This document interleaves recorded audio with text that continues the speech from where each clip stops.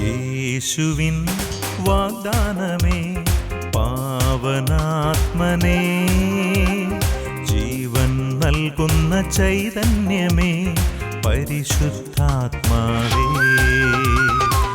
യേശുവിൻ വാഗ്ദാനമേ പാവനാത്മനേ, ജീവൻ നൽകുന്ന ചൈതന്യമേ പരിശുദ്ധാത്മാവേ. ആത്മാവേ എന്നിൽ നിറയണമേ, ആത്മാവേ എന്നിൽ നിറയണമേ, അഭിഷേകത്തിൻ നിറവായി മാറ്റണമേ, അഭിഷേകത്തിൻ നിറവായി മാറ്റണമേ.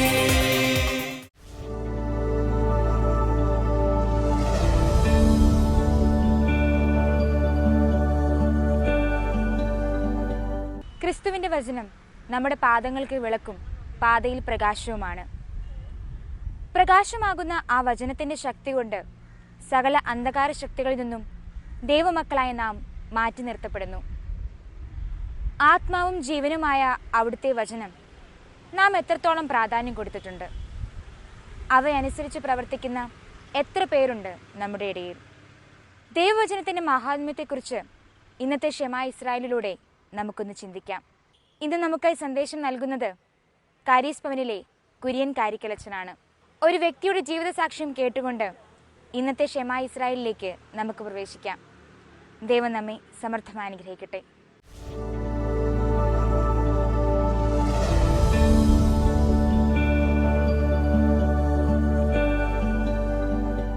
യേശുവെ സ്തോത്രം, യേശുവെ നന്ദി. എൻ്റെ പേര് മേരി, സ്ഥലം കുര്യനാട്. എൻ്റെ മകൻ്റെ കുഞ്ഞിന് വേണ്ടിയാണ് ഞാൻ സാക്ഷ്യം പറയുന്നത്. മകൻ്റെ കുഞ്ഞിന് 1.5 മാസം പ്രായമായപ്പോൾ കഠിനമായ പനിയെ തുടർന്ന് അടുത്തുള്ള ആശുപത്രിയിൽ കൊണ്ടുപോയി. അവിടെ ചെന്നപ്പോൾ ഡോക്ടർ പറഞ്ഞു എത്രയും വേഗം കാരിത്താസിന് കൊണ്ടുപോകാൻ പറഞ്ഞു. അവിടെ ചെന്നപ്പോഴേ കുഞ്ഞിനെ ICUവിൽ കയറ്റി. അവിടെ ഒന്ന് ഒത്തിരി പരിശോധനയൊക്കെ നടത്തിയപ്പോൾ മനസ്സിലായി കുഞ്ഞിൻ്റെ തലയിൽ കൂടി ബ്ലഡ് ഒഴുകുകയും അത് ക്ലോട്ടാകുകയും ചെയ്തിരിക്കുകയാണ്. അതിന് കുറേ കൂടെ പരിശോധന നടത്തിയപ്പോൾ ഡോക്ടർ പറഞ്ഞു ഓപ്പറേഷൻ വേണ്ടി വരുമായിരിക്കും. അതിൻ്റെ ഓപ്പറേഷനൊക്കെ ഒരുങ്ങിയതാണ്, മുടി കളയാൻ വരെ ഒരുങ്ങിയതാണ്. ഞാൻ ഒത്തിരി പ്രാർത്ഥിച്ചു കുഞ്ഞിൻ്റെ ശരീരത്തിൽ കത്തിവെക്കാൻ ഇടവരുത് എന്ന്. അത് കഴിഞ്ഞ് അവിടെ ചികിത്സ തുടർന്ന് അവർ പറഞ്ഞു ഒന്നെങ്കിൽ അമൃതയിലോ അല്ലെങ്കിൽ വെല്ലൂരോ കൊണ്ട് കൊച്ചിനെ പരിശോധിപ്പിക്കണം എന്ന് പറഞ്ഞു.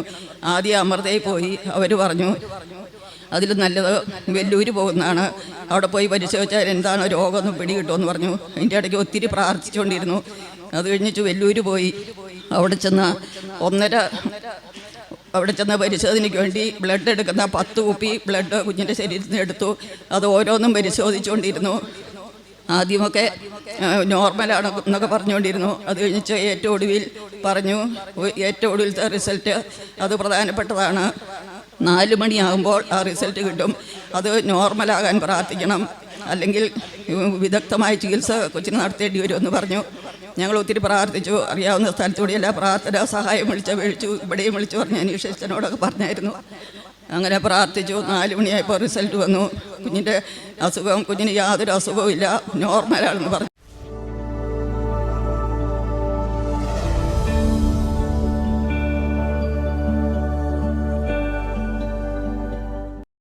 Praise the Lord.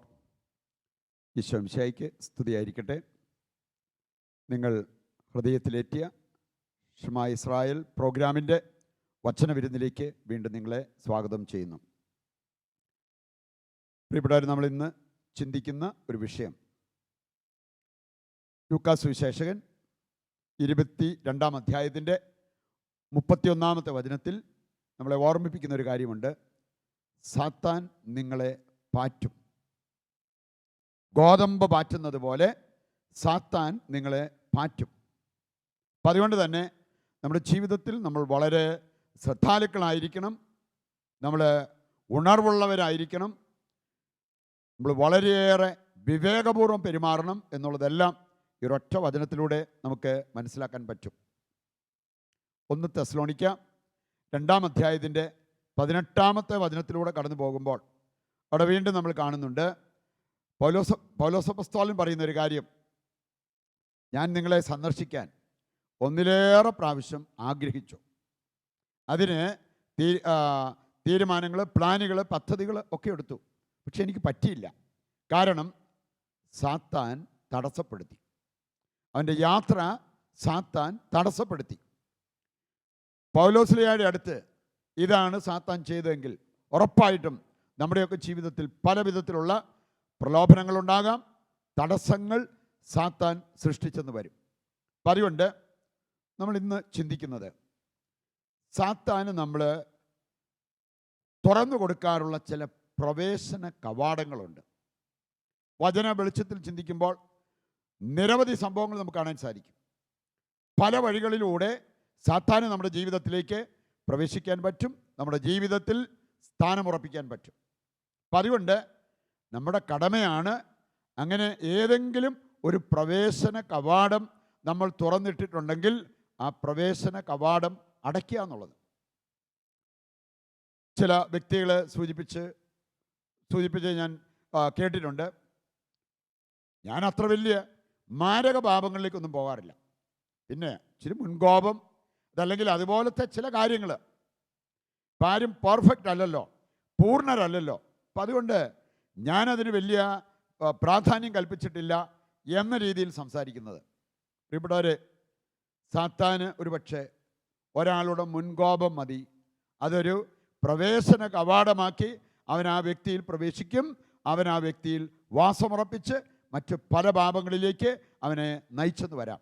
അപ്പം അതുകൊണ്ട് ഏതെങ്കിലും ഒരു പ്രവേശന കവാടം തുറന്നു കിടപ്പുണ്ടെങ്കിൽ ആ പ്രവേശന കവാടം അടയ്ക്കാത്തിടത്തോളം കാലം സാത്താന് നമ്മുടെ ജീവിതത്തിലേക്ക് പ്രവേശിക്കാനുള്ള വഴികൾ ഉണ്ടാകും. എന്നെ വളരെ ചിന്തിപ്പിച്ച ഒരു സംഭവമാണ്. ഒരു കുടുംബത്തിൻ്റെ അവസ്ഥ. അവിടെ ചെന്ന് അവർ ആ കുടുംബത്തിൻ്റെ അവസ്ഥകളെക്കുറിച്ചൊക്കെ സംസാരിച്ചപ്പോൾ ഞാൻ മനസ്സിലാക്കിയ ഒരവസ്ഥ. കുടുംബനാഥൻ മദ്യപാനം, ഏതാണ്ട് മാനസിക വിഭ്രാന്തി, പൈശാചിക ബന്ധനം, ഈ മൂന്നൂടെ ചേർന്നാൽ എങ്ങനെ ഇരിക്കും? മദ്യപാനമായിരിക്കാം ഒരു പ്രവേശന കവാടമായിട്ട് ആ മകൻ സാത്താന് തുറന്നു കൊടുത്തത്. ഇനി അതിലൂടെ അത് പോയി മാനസിക നില തെറ്റുന്ന രീതിയിലുള്ള മദ്യപാനി. അതോടൊപ്പം സാത്താന് ഇങ്ങനെ ഒരു വ്യക്തിയെ കിട്ടിക്കഴിഞ്ഞാൽ അവൻ ആഗ്രഹിക്കുന്ന രീതിയിലെല്ലാം ആ വ്യക്തിയെ കൊണ്ടുപോകാൻ പറ്റും. അതുകൊണ്ട് അവിടെ സംഭവിച്ച കാര്യങ്ങൾ നമുക്ക് പബ്ലിക്കായിട്ട് പറയാൻ തന്നെ ബുദ്ധിമുട്ടുണ്ടാക്കുന്ന കാര്യങ്ങളാണ്. മക്കളെ സംരക്ഷിക്കേണ്ട കുടുംബനാഥൻ ആ മക്കൾക്ക് ഭാരമായി, ആ മക്കൾക്ക് ഭയമായി മാറുന്ന ഒരു സാഹചര്യം. മക്കളെ സംരക്ഷിക്കേണ്ട കുടുംബനാഥൻ അല്ലെങ്കിൽ അപ്പൻ മക്കളെ ദ്രോഹിക്കുന്ന, വേദനിപ്പിക്കുന്ന ഒരവസ്ഥയിലേക്ക് പോകുന്ന അവസ്ഥ. മക്കളെ അഭിമാനപൂർവ്വം വളർത്തേണ്ട കുടുംബനാഥൻ ആ മക്കൾക്ക് അപമാനമായി മാറുന്ന ഒരു സാഹചര്യം. ഇതെല്ലാം സംഭവിക്കാം സാത്താന് നമ്മൾ ഇടം കൊടുത്താൽ. പ്രിയപ്പെട്ട ഈ കാര്യം മനസ്സിൽ വെച്ചുകൊണ്ട് നമ്മളൊരു 10 പ്രവേശന കവാടങ്ങളെക്കുറിച്ച് ചിന്തിക്കാൻ പോവുകയാണ്. സാത്താന് മുമ്പിൽ നമുക്ക് നമ്മുടെ ജീവിതത്തിൽ, നമ്മുടെ കുടുംബത്തിൽ തുറന്നിടാവുന്ന 10 പ്രവേശന കവാടങ്ങൾ. ഒന്നാമത്തെ കാര്യം, അഭിഷേകത്തിൻ്റെ അഭാവം. ദൈവാത്മാവിൻ്റെ അഭാവം നമ്മുടെ ജീവിതത്തിലുണ്ടെങ്കിൽ അത് സാത്താൻ ഒരു പ്രവേശന കവാടമായി മാറും. ഏതാനും വചനങ്ങളിലൂടെ നമ്മൾ കടന്നു പോകുമ്പോൾ ഇക്കാര്യം നമുക്ക് മനസ്സിലാക്കാൻ പറ്റും. 1 സാമുവേൽ 16-ാം അധ്യായം 14-ാമത്തെ വചനം വായിച്ചാൽ, 1 സാമുവേൽ 16:14 നമ്മൾ കാണുന്നൊരു കാര്യം, സാവൂൾ അഭിഷേകം പ്രാപിച്ചവനായിരുന്നു.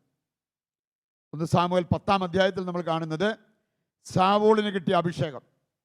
സാമുവേൽ അവനെ അഭിഷേകിച്ച് പ്രാർത്ഥിച്ചത്, അതിലൂടെ അവൻ്റെ ജീവിതത്തിലേക്ക് വന്ന അനുഗ്രഹങ്ങൾ, അവനൊരു പുതിയ ഹൃദയം ലഭിച്ചു, പ്രവചിക്കാൻ വരം ലഭിച്ചു, അവനൊരു പുതിയ മനുഷ്യനായി മാറി. ഇതെല്ലാം 1 സാമുവേൽ 10-ാം അധ്യായത്തിൽ നമ്മൾ കാണുന്നുണ്ട്. അതേ തുടർന്ന് നമ്മൾ കാണുന്നു, നിരവധി യുദ്ധങ്ങളിൽ സാവൂൾ ജയിച്ചു. ഇസ്രായേലിൻ്റെ രാജാവായിട്ട് പല വിജയങ്ങൾ നേടി. കാരണം അവനിലെ അഭിഷേകമുണ്ടായിരുന്നു. ദൈവത്തിൻ്റെ ആത്മാവ് അവനിലുണ്ടായിരുന്നു. ആത്മാവിനാൽ നയിക്കപ്പെട്ട അവനെ ദൈവം വിജയത്തിൽ നിന്ന് വിജയത്തിലേക്ക് നയിച്ചുകൊണ്ടിരുന്നു. 16-ാം അധ്യായത്തിൻ്റെ 14-ാമത്തെ വചനത്തിൽ നമ്മൾ കാണുന്നൊരു കാര്യം, കർത്താവിൻ്റെ ആത്മാവ് സാവൂളിനെ വിട്ടുപോയി. അവൻ്റെ അഭിഷേകം അവന് നഷ്ടമായി. കർത്താവിൻ്റെ ആത്മാവ് സാവൂളിനെ വിട്ടുപോയി.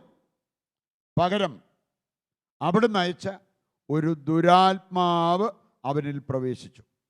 എനിക്ക് കർത്താവിൻ്റെ ആത്മാവ് വിട്ടുപോയത്, അഭിഷേകം നഷ്ടമായത് സാത്താന്, ദുരാത്മാവിന് ഒരു പ്രവേശന കവാടമായി മാറി. നമ്മൾ ആത്മാവിൽ ജ്വലിച്ചു നിന്നാൽ സാത്താന് നമ്മളെ തൊടാൻ പോലും പറ്റില്ല. നമ്മൾ യേശുക്രിസ്തുവിൻ്റെ സംരക്ഷണ വലയത്തിലാണെങ്കിൽ സാത്താന് നമ്മളെ തൊടാൻ പോലും പറ്റില്ല. 1 യോഹന്നാൻ 5-ാം അധ്യായം അതിൻ്റെ 18-19 വചനങ്ങൾ വായിക്കുമ്പോൾ അതിൻ്റെ കാതലായ സന്ദേശം അതാണ്. കർത്താവിൻ്റെ സംരക്ഷണ വലയത്തിലായിരിക്കുന്നവരെ സാത്താന് തൊടാൻ പോലും പറ്റില്ല. ആ സംരക്ഷണ വലയം ഭേദിച്ച് പുറത്തു നിൽക്കുന്നവർക്കാണ്, അവരെയാണ് സാത്താന് വളരെ എളുപ്പത്തിൽ പിടികൂടാൻ സാധിക്കുന്നത്. റോമാലേഖനം 12-ാം അധ്യായത്തിൻ്റെ 11-ാമത്തെ വചനമെടുത്താൽ അവിടെയും പറഞ്ഞിട്ടുണ്ട്, തീഷ്ണതയിൽ മാന്യം സംഭവിക്കരുത് എന്ന് പറഞ്ഞാൽ ആത്മാവിൽ ജ്വലിച്ച് കർത്താവിനെ ശുശ്രൂഷ ചെയ്യണം. അങ്ങനെയുള്ളവരെ സാത്താന് തൊടാൻ പോലും പറ്റില്ല എന്നുള്ള ആ ഒരു സന്ദേശമാണ് ദൈവം നമുക്ക് നൽകുന്നത്. രണ്ടാമതായിട്ട് നമ്മൾ മനസ്സിലാക്കിയിരിക്കേണ്ടത്, സാത്താന് പ്രവേശന കവാടമായി മാറുന്ന ഒരു കാര്യമാണ് നമ്മൾ നുണ വിശ്വസിക്കുന്നത്. നുണ വിശ്വസിക്കുന്നത് നമുക്കറിയാലോ. ആദ്യത്തെ നുണ പറഞ്ഞത് സാത്താനാണ്, ഹവ്വായോട്. അവളത് വിശ്വസിച്ചു. അതിൻ്റെ ഫലമായിട്ട് അവളുടെ മേൽ സാത്താന് ആധിപത്യമുണ്ടായി. അവൻ ആഗ്രഹിച്ചതുപോലെ അവളെ കൊണ്ട് ചെയ്യിക്കാൻ സാധിച്ചു. നമ്മൾ നുണ വിശ്വസിച്ച് കഴിഞ്ഞാൽ സൈറ്റന് നമ്മുടെ മേൽ ഒരാധിപത്യമുണ്ടാവും. കാണാൻ സാധിക്കും, ദൈവം നമ്മളെക്കുറിച്ച് പറയുന്ന പല കാര്യങ്ങളുണ്ട്.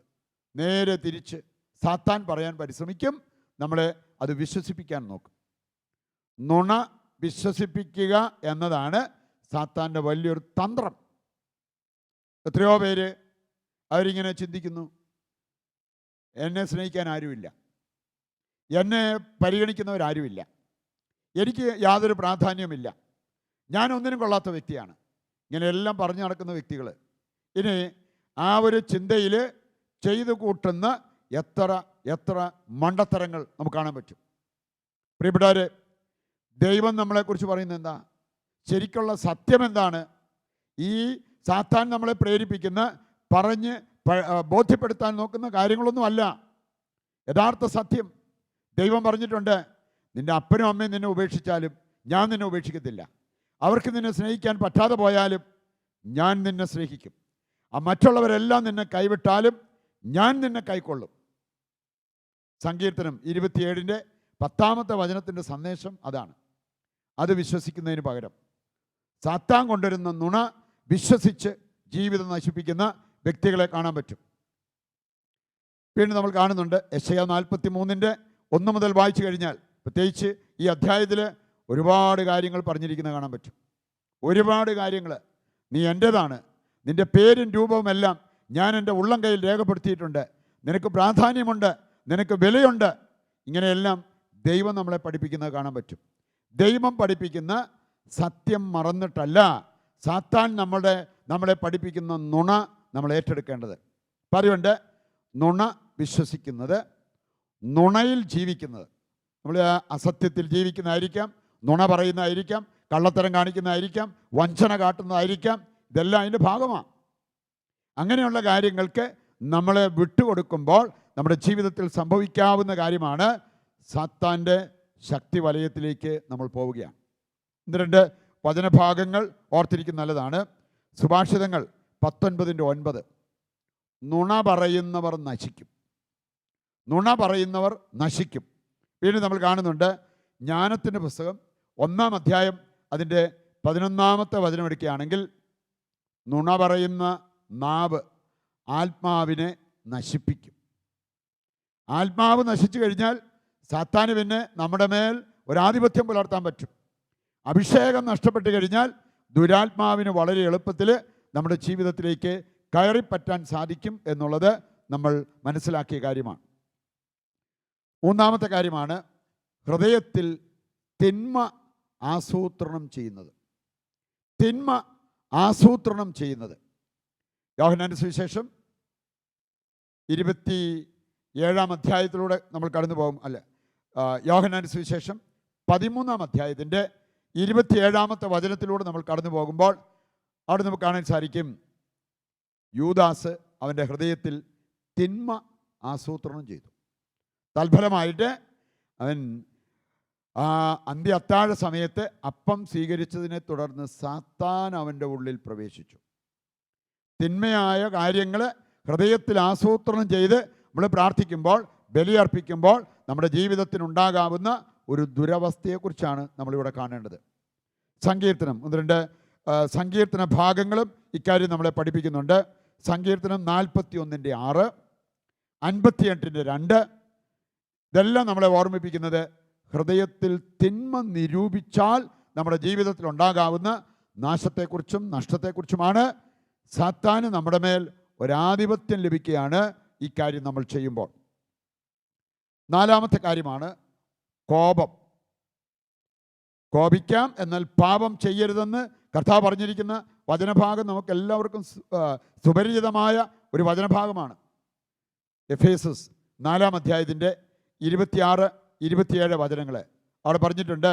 ഇതുമായി ബന്ധപ്പെടുത്തി പറഞ്ഞിരിക്കുകയാണ്, സാത്താന് നിങ്ങൾ ഒരിക്കലും അവസരം കൊടുക്കരുത്, ഇടം കൊടുക്കരുത്. എന്ന് പറഞ്ഞാൽ കോപം സാത്താന് നമ്മൾ കൊടുക്കുന്ന ഒരു ഇടമാണ്. മുൻകോപം, മുൻകോപി ഭോഷത്വത്തെ താലോലിക്കുമെന്നാണ് സുഭാഷിതങ്ങൾ 14-29 വചനം വായിച്ചാൽ കാണാൻ പറ്റുക. ഞാനൊരു യുവതിയെ കണ്ടുമുട്ടിയതാണ്. അവൾ പറഞ്ഞത് വെച്ചാൽ ഞാൻ 4 കണ്ണട പൊട്ടിച്ചു. ഞാൻ അവളോട് ചോദിച്ചു, എൻ്റെ കണ്ണടയും പല പ്രാവശ്യം താഴെ പോയിട്ടുണ്ട്, പൊട്ടിയിട്ടില്ല. കാരണം അങ്ങനെ പൊട്ടുന്നതല്ല. എങ്ങനെയാണ് നീ ഇത് പൊട്ടിച്ചത്? അത് 2-ാമത്തെ കണ്ണട മുതൽ ഇങ്ങനെ പൊട്ടിയേലാത്ത ടൈപ്പാണ് എനിക്ക് മേടിച്ച് തന്നുകൊണ്ടിരുന്നത്. എന്നാലും എനിക്ക് ദേഷ്യം വരുമ്പോൾ അത് ഊരി താഴേക്ക് ഇട്ടിട്ട് ചവിട്ടും. അപ്പം ഞാൻ പറഞ്ഞു, എന്നാൽ പിന്നെ ഉറപ്പായിട്ടും അത് നശിക്കും. അവൾ പറഞ്ഞത് സത്യമാണ്. 4 കണ്ണട. കാരണം മുൻകോപം. എൻ്റെ പ്രിയപ്പെട്ടവരെ, ഈ ഒരു കാര്യം നമ്മൾ വളരെ ശ്രദ്ധിക്കണം. കാരണം ഇത് സാത്താന് ഇടം കൊടുക്കുന്ന കാര്യമാണ്. വെളിപാട് 12-ാം അധ്യായം 12-ാമത്തെ വചനം വായിച്ചാലും ഈ അരിശവും സാത്താനും തമ്മിൽ ഒരു കണക്ഷനുണ്ട്. അരിശം പൂണ്ട സാത്താനെക്കുറിച്ച് അവിടെ പറഞ്ഞിരിക്കുന്നത് കാണാൻ സാധിക്കും. ഇതുപോലെ നമ്മളും അരിശവും മുൻകോപവും ഒക്കെ ആയി കഴിയുമ്പോൾ സൈറ്റന് നമ്മളൊരു എൻട്രി പോയിൻ്റ്, ഒരു പ്രവേശന കവാടം തുറന്നു കൊടുക്കുകയാണ് എന്നുള്ള കാര്യം നമ്മൾ മറക്കരുത്. 5-ാമത്തെ കാര്യമാണ് അന്ധവിശ്വാസങ്ങൾ. അന്ധവിശ്വാസങ്ങൾ, ദുരാചാരങ്ങൾ. നിങ്ങൾ ആ നിയമാവർത്തന പുസ്തകം 18:9 മുതൽ ഒന്ന് വായിച്ചാൽ മാത്രം മതി. ഈ വിഷയം നമുക്ക് മനസ്സിലാക്കാൻ പറ്റും. അന്ധവിശ്വാസങ്ങൾ, ദുരാചാരങ്ങൾ. മറ്റു പലരും പല ആചാരങ്ങളിലൂടെ കടന്നു പോയേക്കാം. നിങ്ങളത് അനുകരിക്കരുതെന്ന് കർത്താവ് കൃത്യതയോടെ പറഞ്ഞിട്ടുണ്ട്. ദുരാചാരങ്ങൾ, മന്ത്രവാദം, കൂടോത്രം, പ്രശ്നക്കാരെ സമീപിക്കുന്നത്, അങ്ങനെയുള്ള കുറേ കാര്യങ്ങൾ അവിടെ സൂചിപ്പിച്ചിരിക്കുന്നത് കാണാൻ സാധിക്കും. അതുകൊണ്ട് അന്ധവിശ്വാസങ്ങളല്ല നമ്മളെ നയിക്കേണ്ടത്, ദുരാചാരങ്ങളല്ല നമ്മൾ അനുകരിക്കേണ്ടത്. ദൈവത്തിൻ്റെ വചനമനുസരിച്ച് നമ്മൾ ജീവിക്കണം. 6-ാമത്തെ കാര്യമാണ് അനുസരണക്കേട്, ഡിസൊബീഡിയൻസ്. നമ്മൾ ദൈവത്തോട് അനുസരണക്കേട് കാണിച്ചാൽ, അധികാരികളോട് അനുസരണക്കേട് കാണിച്ചാൽ ഉറപ്പായിട്ടും സാത്താന് നമ്മുടെ മേൽ ആധിപത്യമുണ്ടാവും. നമ്മൾ കാണുന്നുണ്ട്, മോശ ചെറിയൊരു അനുസരണക്കേട് കാണിച്ചതാണ് അവൻ്റെ ശരീരത്തിന് വേണ്ടി സാത്താൻ വന്ന് വിലപേശുന്നത് കാണാൻ പറ്റും. യൂദാസിൻ്റെ പുസ്തകം ലേഖനം 9-ാമത്തെ വചനം വായിച്ചാൽ കാണാൻ പറ്റും. അതുപോലെ സംഖ്യയുടെ പുസ്തകം 20-ാം അധ്യായത്തിൻ്റെ 7 മുതലുള്ള വചനഭാഗം വായിക്കുമ്പോൾ മോശയുടെ ആ ഒരു ഡിസൊബീഡിയൻസ്, അനുസരണക്കേട് അവിടെ നമുക്ക് മനസ്സിലാക്കാൻ പറ്റും. അപ്പോൾ അതുകൊണ്ട് അനുസരിച്ചാൽ അനുഗ്രഹം, അനുസരണക്കേട് കാണിച്ചാൽ സാത്താൻ നമ്മുടെ ജീവിതത്തിലേക്ക് കയറി വന്ന് ആധിപത്യം പുലർത്തുന്നത് നമ്മൾ കാണേണ്ടി വരും. മറ്റൊന്ന് നമ്മുടെ വ്യക്തിപരമായ പാപം. അടുത്തത് കുടുംബത്തിൻ്റെ പാപം. 2 പാപമാണ്. വ്യക്തിപരമായ പാപം, കുടുംബത്തിൻ്റെ പാപം. ഈ രണ്ട് കാര്യങ്ങൾ സാത്താന് നമ്മളിലേക്ക് പ്രവേശന കവാടമായിട്ട് മാറുകയാണ് ചെയ്യുന്നത്. അപ്പം അതുകൊണ്ട് വ്യക്തിപരമായ പാപമാണെങ്കിലും നമ്മുടെ കുടുംബത്തിലൊരാൾ പാപത്തിൽ മുഴുകി നിൽക്കുന്നെങ്കിലും ആ വിശുദ്ധീകരണത്തിന് വേണ്ടി, വിടുതലിന് വേണ്ടി പ്രാർത്ഥിക്കാനുള്ള വലിയ ഒരു കടമ നമുക്കുണ്ട്. 9ാമത്തെ കാര്യമാണ് ആന്തരിക മുറിവ്. ആന്തരിക മുറിവ് സാത്താൻ്റെ ഒളിത്താവളമാണ്. ഒളിത്താവളം. അപ്പം അതുകൊണ്ട് ആന്തരിക മുറിവുള്ളവർ എത്രയും വേഗം കർത്താവിനോട് പ്രാർത്ഥിച്ച് സൗഖ്യം പ്രാപിക്കണം. അല്ലാത്ത പക്ഷം സാത്താൻ നമ്മളെ അവൻ ആഗ്രഹിക്കുന്ന രീതിയിൽ കൊണ്ടുപോകും എന്നുള്ളതിന് ഒരു സംശയവും വേണ്ട. ലാസ്റ്റ് 10ാമത്തെ കാര്യമാണ് ക്ഷമിക്കാത്ത അവസ്ഥ, അൺഫോർഗീവ്നെസ്. അത് സാത്താന് നമ്മൾ കൊടുക്കുന്ന ഒരു ഓപ്പൺ ഇൻവിറ്റേഷനാണ്. എന്നിൽ വന്ന് വാസമുറപ്പിക്കാൻ നമ്മൾ കൊടുക്കുന്ന ഒരു ആഹ്വാനമാണ് നമ്മൾ ക്ഷമിക്കാതിരിക്കുന്നത്. പൗലോസ് പറയുന്നുണ്ട് 2 കൊറിന്തോസ് 2:10, ഞാൻ ക്ഷമിക്കാതിരുന്നാൽ സാത്താൻ എൻ്റെ മേൽ ഒരവകാശം ഉണ്ടാകും, അതുകൊണ്ടാണ് ഞാൻ ക്ഷമിക്കുന്നത്. എൻ്റെ പ്രിയപ്പെട്ടവരെ, ഈ 10 കാര്യങ്ങൾ നമ്മുടെ ജീവിതത്തിൽ ഇതിലേതെങ്കിലുമൊക്കെ ഉണ്ടെങ്കിൽ അവ ദൈവസന്നിധിയിൽ സമർപ്പിച്ച് പ്രാർത്ഥിച്ച് നമുക്ക് ഈ പ്രവേശന കവാടങ്ങളെല്ലാം അടച്ചു ഭദ്രമാക്കി ദൈവത്തോട് ചേർന്ന് ജീവിക്കുവാനുള്ള കൃപയ്ക്കും അനുഗ്രഹത്തിനുമായി ദൈവസന്നിധിയിൽ പ്രാർത്ഥിക്കാം. പൂർണ്ണ മനസ്സോടും പൂർണ്ണ ഹൃദയമോടും പൂർണ്ണാത്മാവോടും ഈശോയെ അങ്ങേ ഞാൻ സ്നേഹിക്കുന്നു. പരിശുദ്ധ പരമ ദിവ്യകാരുണ്യത്തിന് എന്നേരവും ആരാധനയും സ്തുതിയും പുകഴ്ചയും ഉണ്ടായിരിക്കട്ടെ. ഈശോയിൽ പ്രിയപ്പെട്ടവരെ, കർത്താവിനെ മുറുകെ പിടിച്ച് അവിടുത്തെ വചനത്തെ മുറുകെ പിടിച്ച് നിൽക്കാനുള്ള വലിയൊരു സമയമാണ് നമുക്കിപ്പോൾ കിട്ടിയിരിക്കുന്നത്. യേശുനാഥൻ നമ്മുടെ മധ്യ എഴുന്നള്ളിയിരിക്കുന്ന സമയം, നമ്മുടെ വേദനകളെല്ലാം ഏറ്റെടുക്കുന്ന സമയം, നമ്മളോട് സംസാരിക്കുന്ന സമയം, നമ്മൾ പറയുന്നതെല്ലാം കേട്ട് നമ്മളെ ആശ്വസിപ്പിക്കുന്ന സമയം. ആ വലിയ ബോധ്യത്തോടെ ഈശോയിലേക്ക് നോക്കാം, ദിവ്യകാരുണ്യത്തിലേക്ക് നോക്കാം. കർത്താവിൻ്റെ സ്നേഹം നമുക്കറിയാം, ആ സ്നേഹം നമുക്ക് രുചിച്ചറിയാം. മലകൾ അകന്നു പോയേക്കാം, കുന്നുകൾ നിരത്തപ്പെട്ടേക്കാം, പക്ഷെ കർത്താവിൻ്റെ സ്നേഹം, അചഞ്ചലമായ സ്നേഹം ഒരിക്കലും നമ്മളെ വിട്ടുപിരിയില്ല. യെശയ്യാ 54:10 കർത്താവ് നമ്മളെ ഓർമ്മിപ്പിക്കുന്ന ഈ കാര്യം ഹൃദയത്തിലേക്ക് ഏറ്റെടുത്തുകൊണ്ട് ഏതാനും നിമിഷങ്ങൾ നമുക്കായി നമ്മുടെ മധ്യ എഴുന്നള്ളിയിരിക്കുന്ന യേശുനാഥനെ നമുക്കൊന്ന് സ്തുതിച്ച് പ്രാർത്ഥിക്കാം. യേശുവേ നന്ദി, യേശുവേ സ്തുതി, യേശുവേ സ്തോത്രം. Hallelujah, hallelujah. കർത്താവേ, അങ്ങ് സ്നേഹമായി ഞങ്ങളുടെ മധ്യ എഴുന്നള്ളിയിരിക്കുന്നതിനെ ഓർത്ത് ഞങ്ങൾ അങ്ങേക്ക് നന്ദി പറയുന്നു. ഞങ്ങളുടെ മേലും ഞങ്ങളുടെ കുടുംബത്തിൻ്റെ മേലും ഈ ലോകത്തിൻ്റെ മേലും അങ്ങ് വർഷിക്കുവാനിരിക്കുന്ന എല്ലാ കൃപകളെ, നന്മകളെ ഓർത്ത് ഞങ്ങൾ അങ്ങേക്ക് നന്ദി പറഞ്ഞ് പ്രാർത്ഥിക്കുന്നു. Hallelujah, hallelujah. കർത്താവേ, അങ്ങ് സ്നേഹമാണ്, അങ്ങ് കാരുണ്യമാണ്. ഈശോയെ, അത് ഞങ്ങൾ വിശ്വസിച്ചുകൊണ്ട് അങ്ങേ സ്തുതിച്ച് മഹത്വപ്പെടുത്തുന്നു. Hallelujah, hallelujah. യേശുവേ നന്ദി, യേശുവേ സ്തുതി. പ്രിയപ്പെട്ടവരെ, കർത്താവിൻ്റെ സ്നേഹ അനുഭവത്തിൽ നമ്മുടെ ദുഃഖങ്ങൾ നമുക്ക് മറക്കാൻ പറ്റും. നമ്മുടെ ഭയങ്ങൾ നമ്മളിൽ നിന്ന് മാറിപ്പോവും. നമ്മുടെ ആകുല ചിന്തകൾ നമ്മളിൽ നിന്ന് അകലും. മനുഷ്യപ്രീതിക്ക് വേണ്ടിയുള്ള നമ്മുടെ പ്രവണതകൾ നീങ്ങിപ്പോവും. നമുക്ക് സ്വസ്ഥത, സമാധാനം, ശാന്തി ഇതെല്ലാം കൈവരിക്കാൻ സാധിക്കും. ആ ബോധ്യത്തോടെ കർത്താവിൻ്റെ ദിവ്യ സാന്നിധ്യം നമുക്കിപ്പോൾ അനുഭവിക്കാം. ഈശോ നമ്മുടെ കൂടെ, നമ്മൾ ഈശോയുടെ കൂടെ, കർത്താവിൻ്റെ സ്നേഹം നമ്മളിലേക്ക് ഒഴുകുന്ന സമയം. മനസ്സ് തുറക്കാം, ഹൃദയം തുറക്കാം. കർത്താവിൻ്റെ സംരക്ഷണ വലയത്തിലാണ് നമ്മളെങ്കിൽ സാത്താന് നമ്മളെ തൊടാൻ പോലും പറ്റില്ലെന്ന് വചനത്തിലൂടെ നമ്മൾ മനസ്സിലാക്കി. അറിഞ്ഞോ അറിയാതെയോ സാത്താന് നമ്മൾ തുറന്നു കൊടുത്ത പല പ്രവേശന കവാടങ്ങളെക്കുറിച്ചും നമ്മൾ തിരിച്ചറിഞ്ഞു. അതിലേതെങ്കിലും നമ്മുടെ ജീവിതവുമായി ബന്ധപ്പെട്ടതാണെങ്കിൽ നമുക്കിപ്പോൾ ഈശോയുടെ മുമ്പിൽ പ്രാർത്ഥിക്കാം. ആ പ്രവേശന കവാടങ്ങളെല്ലാം അടച്ച് ഭദ്രമാക്കി ദൈവത്തിൻ്റെ മക്കളായി ജീവിക്കുവാനുള്ള കൃപയ്ക്ക് വേണ്ടി. സാത്താൻ്റെ മേൽ വിജയം വരിച്ചവനാണ് കർത്താവ്. ആ കർത്താവിനോട് ചേർന്ന് നിൽക്കുന്നവരെ കർത്താവ് സംരക്ഷിക്കും, പരിപാലിക്കും. അവരെ സാത്താന് തൊടാൻ പോലും പറ്റില്ല. നമ്മളിൽ ക്ഷമിക്കാത്ത മേഖലകളുണ്ടെങ്കിൽ അത് സാത്താനുള്ളൊരു പ്രവേശന കവാടമാണെന്ന് നമ്മൾ കണ്ടു. എല്ലാവരോടും ഹൃദയപൂർവ്വം ക്ഷമിക്കാം. ആന്തരിക മുറിവുകൾ സാത്താന് നമ്മൾ കൊടുക്കുന്ന വലിയൊരു പ്രവേശന കവാടമാണ്. നമ്മൾ മുറിവേറ്റവരാണെങ്കിൽ മറ്റു പലരെയും നമ്മൾ മുറിപ്പെടുത്തും. മാത്രമല്ല സാത്താൻ അതൊരു ഒളിത്താവളമായിട്ട് മാറ്റും. കർത്താവേ, പല വിധത്തിൽ ഞങ്ങൾക്കും മുറിവേറ്റിട്ടുണ്ട്. പലവിധ വേദനകൾ, പ്രയാസങ്ങൾ ഞങ്ങളുടെ മനസ്സിലുണ്ട്.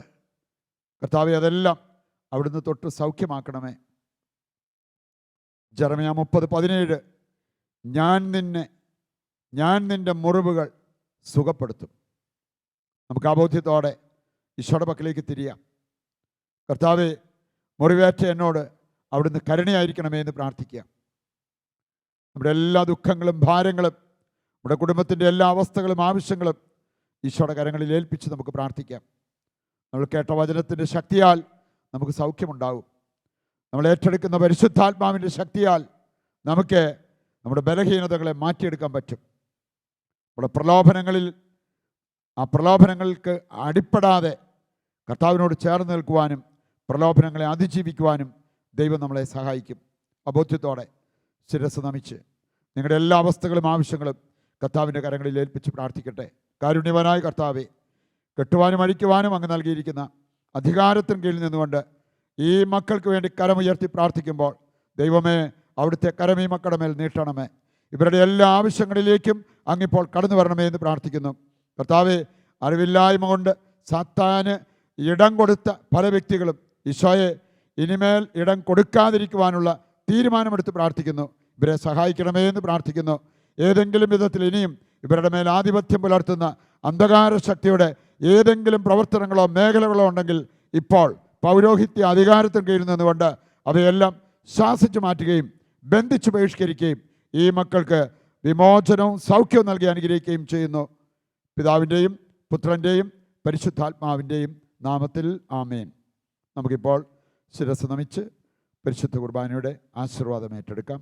പരിശുദ്ധ പരമകാരുണ്യമേ,